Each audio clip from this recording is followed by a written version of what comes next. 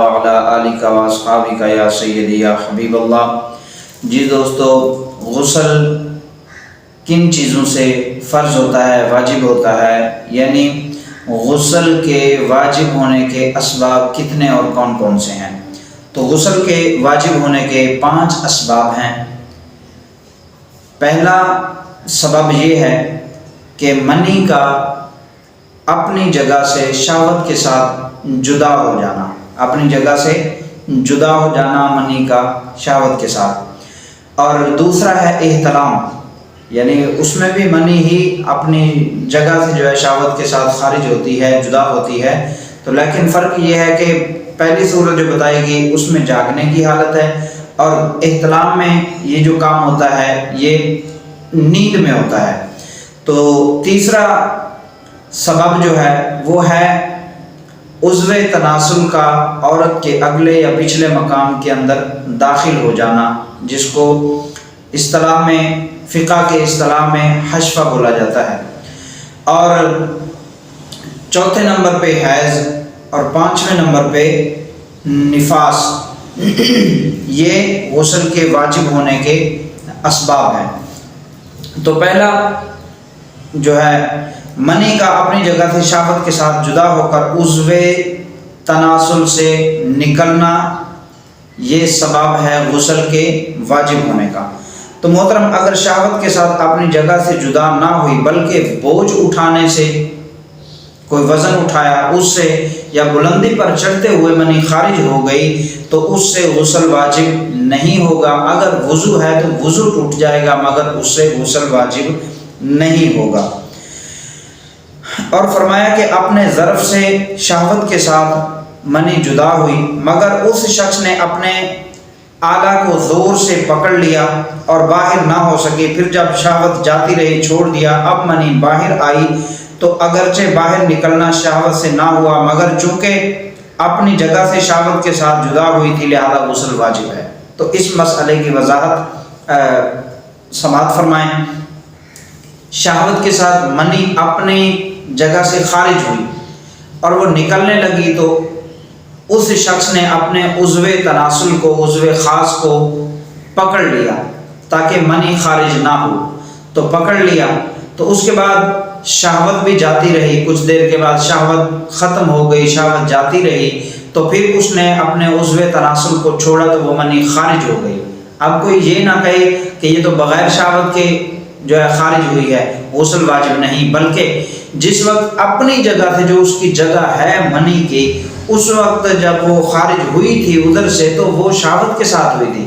اب اگر اس نے عضو تناسل کو پکڑ لیا ہے تو اس میں یہ نہیں کہہ سکتے کہ شہوت کے بعد جو ہے عضو تناسل سے منی خارج ہوئی تو غسل واجب نہیں ہوگا، بلکہ اس سے غسل واجب ہو جائے گا، کیونکہ منی کی جو اصل جگہ ہے وہاں سے یہ شہوت کے ساتھ خارج ہوئی ہے۔ اور اسی طرح فرمایا اگر منی پتلی پڑ گئی کہ پیشاب کے وقت یا ویسے ہی کچھ قطرے بلا شہوت نکل آئیں تو غسل واجب نہیں ہوگا اور وضو جو ہے وہ ٹوٹ جائے گا۔ منی اتنی پتلی ہے، کمزوری بہت زیادہ ہے، تو منی کے قطرے جو ہیں وہ ٹپکتے رہتے ہیں، نکلتے رہتے ہیں، تو اس سے وضو تو ٹوٹ جائے گا مگر غسل اس پر واجب نہیں ہوگا۔ اور اسی طرح احتلام جو ہے یہ بھی سبب ہے غسل کے واجب ہونے کا۔ سوتے ہوئے اٹھا اور بدن پر یا کپڑے پر تری پائی، اور اگر اس کا غالب گمان ہے کہ یہ تری جو ہے، یہ گیلا پن جو ہے یہ منی کا ہے، تو اس پر غسل واجب ہو جائے گا۔ تو محترم، اگر احتلام یاد ہے مگر اس کا کوئی اثر کپڑے وغیرہ پر نہیں تو غسل واجب نہیں ہوگا۔ کسی نے خواب دیکھا، خواب کے اندر بیوی کے ساتھ صحبت کر رہا ہے، یا ویسے ہی اس کے جو ہے جسم سے منی خارج ہو گئی خواب کے اندر، اس کو خواب یاد ہے، مگر جب اٹھا اس نے اپنے کپڑوں پر منی کا کوئی اثر نہیں دیکھا تو اس پر غسل واجب نہیں ہوگا۔ اور اسی طرح فرمایا کسی کو خواب آیا اور منی باہر نہ نکلی تھی کہ آنکھ کھل گئی اور آلہ کو پکڑ لیا، منی باہر نہ ہو، پھر جب تندی جاتی رہی چھوڑ دیا، اب نکلی تو غسل واجب ہو گیا۔ وہی پہلے والا جیسے مسئلہ میں نے بیان کیا تھا، خواب کے اندر منی جو ہے وہ خارج ہوئی، اپنی جگہ سے خارج ہوئی خواب کے اندر، تو جو ہی اس کی آنکھ کھل گئی، آنکھ کھلی تو اس نے اپنے اعلیٰ تناسل کو پکڑ لیا تاکہ منی باہر نہ نکلے۔ تو اس کے بعد جو ہے اس کے جو ہے اعلیٰ تناسل کا انتشار وہ بھی ختم ہو گیا، شہوت جو تھی وہ بھی ختم ہو گئی۔ اب اس نے چھوڑ دیا، وہ منی نکلی تو اس سے غسل واجب ہو جائے گا۔ اور فرمایا نماز میں شہوت تھی اور منی اترتی ہوئی معلوم ہوا کہ میری منی خارج ہو رہی ہے اور ہے بھی نماز میں، اور منی خارج ہونے سے پہلے اس نے سلام پھیر دیا تو اس کی نماز ہو جائے گی۔ فرمایا کہ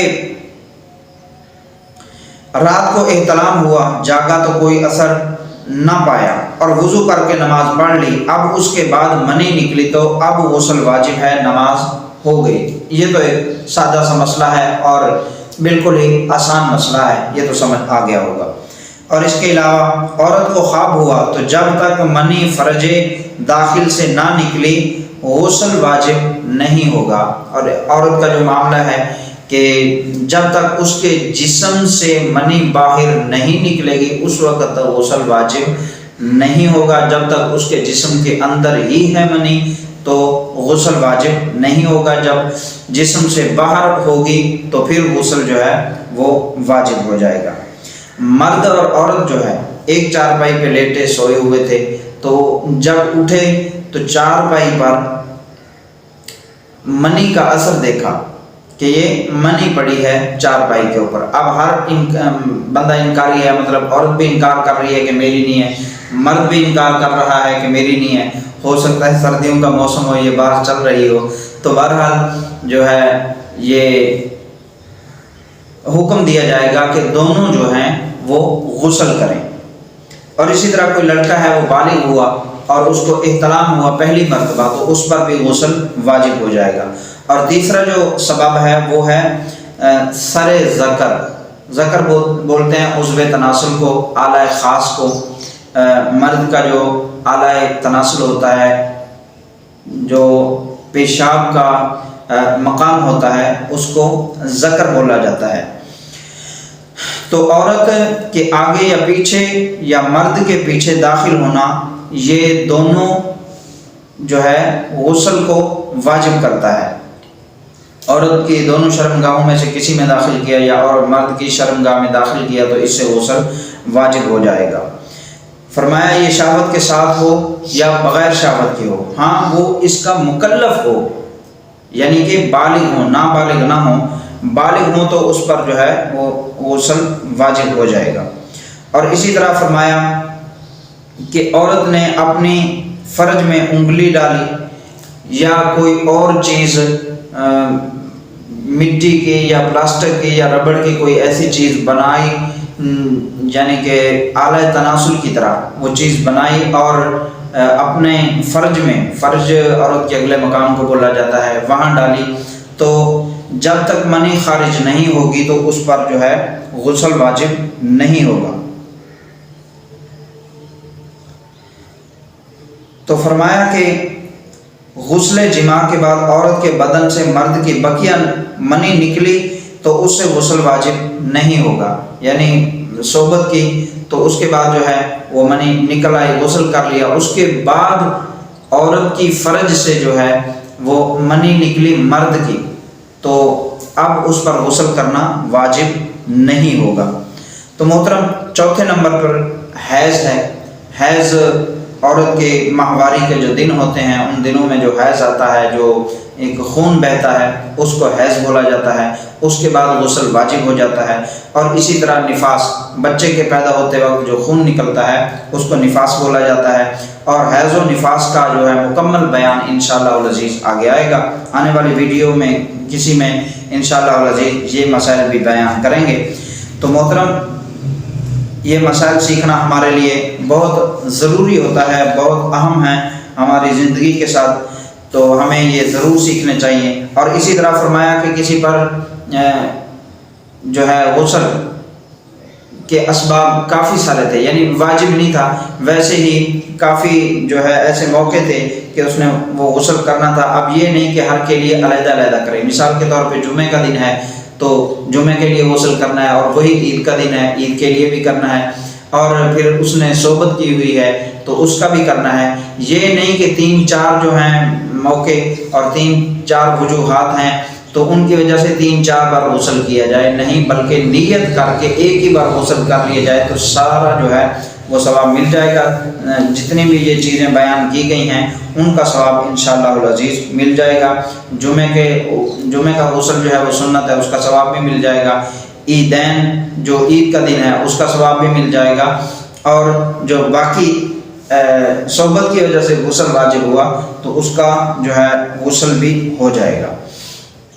تو محترم، اسی طرح ایک اہم مسئلہ ہے، وہ یہ ہے کہ جب کسی پر غسل واجب ہوتا ہے تو وہ کہتے ہیں کہ کھانا پینا ناجائز ہے، حرام ہے۔ یہ بالکل غلط ہے۔ اگر کسی پر غسل واجب ہے، عورت پر یا مرد پر، وہ کھا پی سکتے ہیں، کلی وغیرہ کر لیں، وضو وغیرہ کر لیں، وہ ایک بہتر طریقہ ہے، اچھی بات ہے۔ اگر نہیں کیا تو وہ کھا بھی سکتا ہے اور پی بھی سکتا ہے، اور اسی طرح عورت جو ہے اپنے بچے کو دودھ بھی پلا سکتی ہے، مگر احتیاط ضروری ہے، ایسا کرنا نہیں چاہیے۔ بچے کی